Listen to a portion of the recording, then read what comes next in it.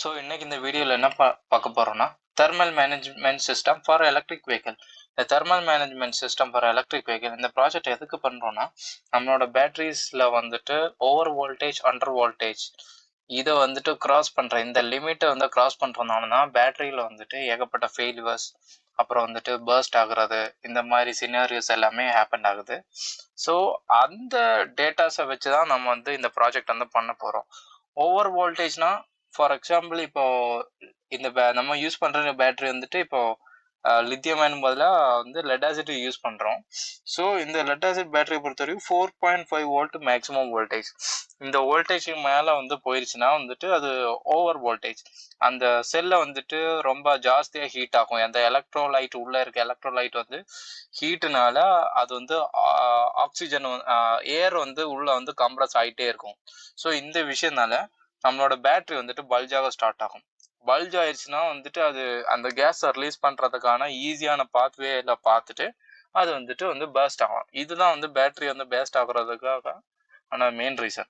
So under வோல்டேஜில் வரும்போது நம்ம for example இப்போ 4 வோல்டேஜ் வந்துட்டு நம்ம மோர் தேன் ஒரு 2 months 3 months 5 months அப்படியே யூஸ் பண்ணிட்டு இருக்கோம்னா அது கொஞ்ச நாள் ஆகும்போது அந்த செல் வந்து டோட்டலாக வந்து டேமேஜ் ஆயிரும். அதுக்கு பிறகு நம்மளால இந்த பேட்டரி வந்து யூஸ் பண்ணவே முடியாது. அது டோட்டல் டெட் கண்டிஷன் போகும். ஸோ இந்த மாதிரி சிச்சுவேஷன் வந்து ப்ரிவென்ட் பண்ணுறதுக்காக நம்ம யூஸ் பண்ணுறதான் இது. பேட்டரி வந்து ஃபுல்லாகவே வந்து மானிட்டர் பண்ணும்.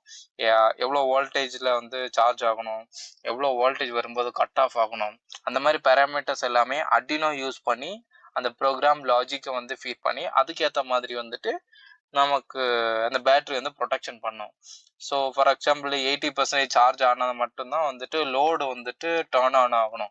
லோடுனா இன்னும் ஒன்றும் இல்லை, நமக்கு வந்து பேட்டரியிலேருந்து அவுட்புட் கொடுக்குற சோர்ஸ், அவுட்புட் கொடுக்குற பொருள் அதான் வந்துட்டு லோடுன்னு சொல்லுவோம். ஸோ நம்ம லோடாக இன்னைக்கு வந்துட்டு ஒரு 12 volt ஃபேனாக யூஸ் பண்ணிக்கலாம். அந்த ஃபேனாக வந்து கூலிங்காகவும் யூஸ் பண்ணுறோம்.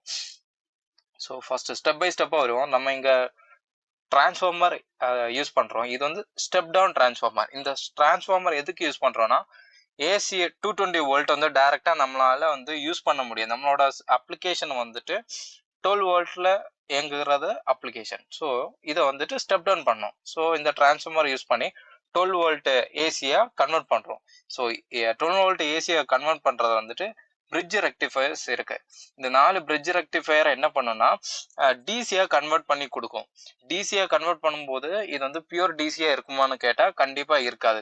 இதுல வந்துட்டு சின்ன சின்ன டிஸ்டர்பன்ஸ் இருக்கும். டிஸ்டர்பன்ஸ் இன் சென்ஸ் அந்த ஃப்ரீக்வன்சி இருக்கும்.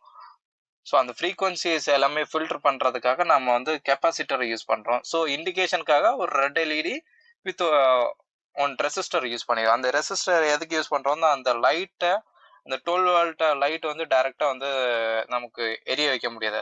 ஸோ அதை வந்து ரெடியூஸ் பண்றதுக்காக நம்ம வந்து ஒரு ரெசிஸ்டர் யூஸ் பண்ணோம். ஸோ அதுல எடுத்து நம்மளோட அர்டினோ, அப்புறம் வந்து டிஸ்பிளே, அப்புறம் வந்து ரிலே மாடியூல், இதுக்கு எல்லாமே வந்துட்டு சப்ளை கொடுக்கறதுக்கு டைரக்டா 12 வோல்ட் வந்து செட் ஆகாது.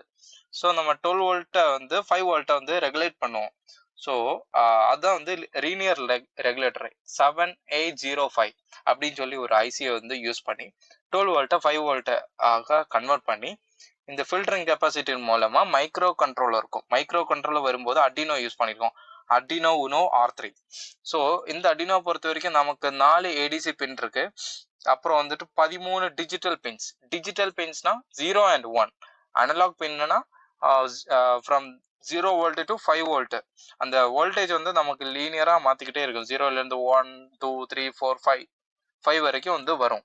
அதுதான் வந்து அனலாக் வோல்டேஜ். டிஜிட்டல் அவுட்புட்னா 0s and 1. For example 5 volt இல்லைன்னா 0 வோல்ட். இந்த இன் பிட்வீன் 3 வோல்ட் 5 வோல்ட் அது எதுவுமே வராது. இதே இந்த மைக்ரோ கண்ட்ரோலா இன்புட்டாவே யூஸ் பண்ணிக்கலாம். இன்புட்னா ஃபார் எக்ஸாம்பிள் இங்க நம்ம சுவிட்ச் எங்கேயும் இன்டர்ஃபேஸ் பண்ணல. ஆமா, நம்ம இங்க ஒரு சுவிட்ச் யூஸ் பண்றோம். அது எதுக்குன்னா நம்மளால அந்த பேட்டரி வந்துட்டு சார்ஜ் ஆகணுமா வேண்டாமா அந்த மாதிரி சிச்சுவேஷனுக்காக அந்த சுவிட்ச் வந்து யூஸ் பண்ணோம். இது வந்து மைக்ரோ கண்ட்ரோலருக்கு இன்புட்டா நம்ம கொடுக்கல. இது வந்துட்டு நம்மள பேட்டரி வந்து சார்ஜ் ஆகுறதுக்காக கொடுத்துருக்கோம். எப்பயாவது தேவை இல்லைன்னா ஆஃப் பண்றதுக்கும் ஆன் பண்றதுக்காக கொடுத்துருக்கோம். ஸோ நம்ம மைக்ரோ கண்ட்ரோலர் என்ன லாஜிக் கொடுத்துருக்கோம்னா, டெம்பரேச்சர் ஃபார் எக்ஸாம்பிள் டெம்பரேச்சர் ரொம்ப ஜாஸ்தி, அதாவது 45 டிகிரி டெம்பரேச்சர் நம்ம செட் பண்ணிருக்கோம். 45 டிகிரி டெம்பரேச்சருக்கு மேலே வந்துட்டு ரைஸ் ஆயிடுச்சுன்னா நம்மளோட ஃபேன் வந்துட்டு டர்ன் ஆன் ஆயிரும். இது டைரக்டா வந்து 12 வோல்ட் ரிலே கூட கனெக்ட் ஆயிருக்கு. இந்த ரிலேக்கு வந்துட்டு இன்புட் சிக்னல் எங்க இருந்து வருதுன்னா அர்டினோ உனோ R3 பின் நம்பர் 13 பின்ல இருந்து நமக்கு வந்து அவுட்புட் சிக்னல் வந்து வரும். எப்போ நமக்கு இங்க ஒரு டெம்பரேச்சர் சென்சர் யூஸ் பண்ணியிருக்கோம், NTC negative temperature sensor. So இந்த டெம்பரேச்சர் சென்சர் என்னன்னா ஹீட் ஜாஸ்தி ஆகும்போது ரெசிஸ்டன்ஸ் வந்து கம்மியாயிட்டே வரும். ஸோ இது வந்துட்டு நம்ம ரெசிஸ்டன்ஸ் வந்து டைரக்டா நம்மளால அர்டினோல யூஸ் பண்ண முடியாது. ஸோ அதுக்காக நம்ம வந்து வோல்டேஜ் டிவைடர் சர்க்கியூட் யூஸ் பண்ணிட்டு நம்ம வந்து பண்றோம். இந்த voltage divider circuit so okay, இதுல வந்து இந்த ரெட் அண்ட் எல்லோ கலர் இதுதான் வந்துட்டு நம்மளோட NTCக்கான ஒரு சர்க்கியூட். ஓகேவா? ஸோ இந்த ஒரு பிக்சர் தான் நம்மளோட ஸ்டெப் டவுன் கன்வெர்டர், நம்ம DC கன்வெர்டர்னு சொல்லுவோம். ஸோ 12 வோல்ட் 220 வோல்ட் ஏசியை வந்துட்டு 12 வோல்ட் டிசியா கன்வெர்ட் பண்ணி கொடுக்குற அந்த டிரான்ஸ்ஃபார்மர் இங்கே இருக்குது. ஸோ இந்த சர்க்கியூட் தான் நம்ம வந்து சொன்னோம், ஏசிலேருந்து டிசி வந்து கன்வெர்ட் பண்ணி 5 வோல்ட் ரெகுலேட் பண்ணி நம்ம வந்து கொடுக்குறோம். ஸோ இதுக்கு மேலே இருக்கிற அந்த ரெசிஸ்டர்ஸ், இந்த ரெசிஸ்டர்லாம் எதுக்குன்னா நம்மளோட பேட்டரியில வர இன்புட் வோல்டேஜை வந்து மெஷர் பண்றதுக்காக நம்ம வந்து கொடுத்துருக்கோம். பேட்டரியில இருந்து வர இன்புட் வோல்டேஜ் வந்து இங்க 12 நமக்கு வந்து 14 வோல்டேஜ் வரைக்கும் வரும்.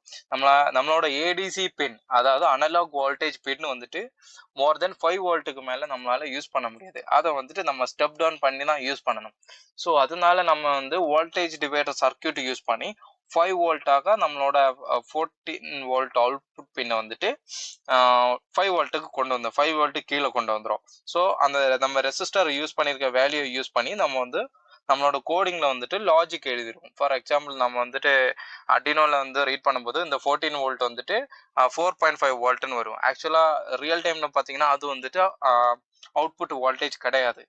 ஸோ அந்த மாதிரி டைம்ல நம்ம என்ன பண்ணுறோம், அந்த வோல்டேஜ் நம்ம யூஸ் பண்ண வோல்டேஜ் ரெசிஸ்டரை யூஸ் பண்ணி நம்ம கால்குலேஷன் போட்டுட்டு அது வந்து ரியல் டைம் வோல்டேஜுக்கு வந்து நம்ம வந்து கொண்டு வந்துடுவோம். ஸோ நம்மளோட டிஸ்பிளேல என்னென்ன காமிக்கும்னா ஃபர்ஸ்ட் வந்து டெம்பரேச்சர் காமிக்கும். நம்ம கரண்ட் டெம்பரேச்சர் NTCல யூஸ் பண்ணிக்கிற டெம்பரேச்சர் வந்து காமிக்கும். இப்போ வந்து 29 வோல்டேஜ் 29 டிகிரி செல்சியஸ் இருக்கு. ஃபர்ஸ்ட் டோட்டலா நம்மளோட செல்ஸ்ல வந்து 11.3 வோல்டேஜ் வருது. ரெண்டாவது செல்லில், அதாவது ரெண்டாவது பேட்டரியில வந்து 16 வோல்டேஜ் வருது. அதாவது ஃபர்ஸ்ட் செல்ல வந்து நமக்கு 5 வோல்டேஜ் வருது. ஸோ இதுதான் நம்மளோட பேராமீட்டர்ஸ் வந்து இதுல டிஸ்பிளேல வந்து காமிக்க. அது மட்டும் இல்லாம டெம்பரேச்சர் வந்து நார்மலா அந்த மாதிரி வந்து ஸ்டேட் வந்து காமிச்சுக்கிட்டே இருக்கும். அப்நார்மல் ஸ்டேஜ்ல வந்துச்சுன்னா நம்மளோட ரிலே வந்து டர்ன் ஆன் ஆகி நம்மளோட ரிலே இருக்குது 12 வோல்ட் சுவிட்சிங். ஸோ இந்த பவர் வந்துட்டு அந்த நம்மளோட கூலிங் ஃபேனை வந்து எனேபிள் பண்ணிவிடும். ஸோ உங்களுக்கு இதே மாதிரி ஏதாவது ப்ராஜெக்ட் வேணும்னா கீழே இருக்க டிஸ்கிரிப்ஷனில் இருக்க நம்பரை காண்டாக்ட் பண்ணி கேளுங்க. Okay, thank you.